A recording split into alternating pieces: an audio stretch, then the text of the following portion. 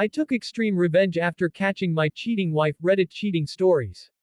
The moment I saw that text message, I swear my heart stopped. Last night was amazing, can't wait to see you again throwing kisses. It wasn't from me. It was on my wife's phone. And it wasn't just a random message, it was from someone I knew. My best friend, Daniel.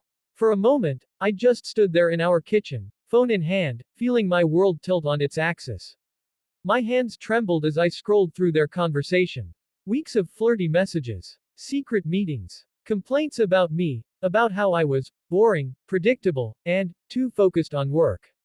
Every word cut deeper than a knife. I put the phone down gently on the counter, walked to the bathroom, and stared at myself in the mirror. I didn't even recognize the man looking back. My name's Ethan. I'm 36 years old. I've been married to Emily for 8 years. We met in college. She was this bright, ambitious woman who could light up a room just by walking in. I was the quiet, hardworking guy who couldn't believe someone like her would ever look my way. We built a life together, bought a house, got a dog, made weekend plans with friends. From the outside, we were perfect. But I guess that's the thing about perfection, it's easy to fake for the cameras, and impossible to maintain in real life. Over time, our marriage changed. I started working longer hours after getting promoted at my engineering firm. Emily, who worked as an event planner, started spending more time networking. Late nights, weekend trips, excuses about client demands. I didn't question it. I trusted her. Until that night. I didn't confront her immediately. No, I wanted the truth. I wanted to be absolutely sure before I said a word. So I started paying attention, really paying attention. I noticed how she'd smile at her phone, then quickly turn it over. How she'd take extra time getting ready when working late. How her perfume lingered long after midnight. I installed a small camera in the living room, one that looked like a normal photo frame. And then, I waited. 3 nights later, while I was supposedly at a business meeting, I watched through my phone as Emily let Daniel into our home. Our home. The same house we'd built memories in, the same couch where we'd shared our first movie night as husband and wife. They didn't even try to hide it. The laughter, the kisses, it was all there.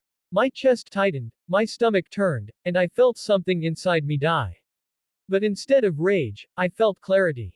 Cold, focused clarity. I was going to destroy them, but not with violence, not with shouting. I wanted something far worse. I wanted them to feel the weight of their betrayal. The next morning, I acted as if nothing had happened. I kissed Emily on the cheek before leaving for work and even texted her later, "Love you, can't wait to see you tonight, heart." Meanwhile, I started preparing. I gathered every screenshot, every message, every video clip.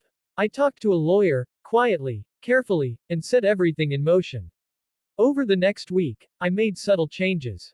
I moved half our joint savings into a separate account under legal protection. I removed her as a beneficiary on my insurance policy. I canceled the credit cards she used under my name. All without her noticing. Then, I planned my masterpiece. Emily's birthday was coming up. She wanted to have a small dinner at our house, just close friends, including Daniel and his wife, Sarah. Perfect. That night, everything looked normal. The table was beautifully set, candles flickering, soft music playing in the background. Emily looked radiant, and for a second, I almost forgot the betrayal. But then I remembered the videos. The lies. Halfway through dinner, I stood up and said, I made a little video for Emily's birthday. A surprise, for everyone to see. The room went silent. I played the video on the big TV. At first, it was a slideshow of happy memories, our wedding, vacations, laughter.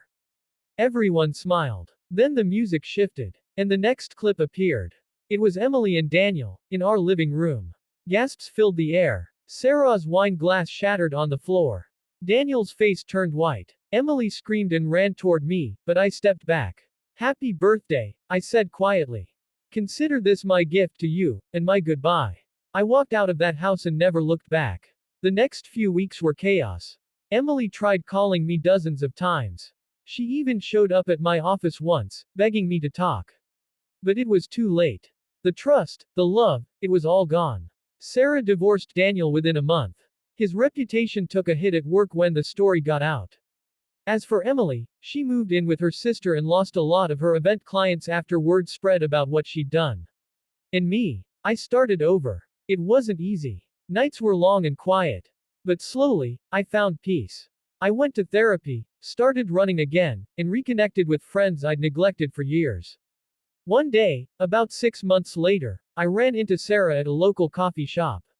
We talked for hours, not about revenge, but about healing. About how betrayal breaks you, but doesn't have to define you. She smiled at me and said, "You didn't destroy her, Ethan. You just stopped letting her destroy you." And she was right. My revenge wasn't the video, it was the life I rebuilt afterward. The peace I found knowing I'd walked away with dignity, while they drowned in their own choices. If there's one thing I learned, it's this: sometimes revenge isn't about making someone suffer, it's about reclaiming your power. It's about reminding yourself that your worth isn't defined by the person who broke you. I took extreme revenge, yes. But in the end, the greatest revenge was simply moving on, and living a life she could only dream of. Because the truth is, betrayal might wound you, but it doesn't have to end you. It can be the beginning of something stronger. Something better. And that's exactly what I became. End of story.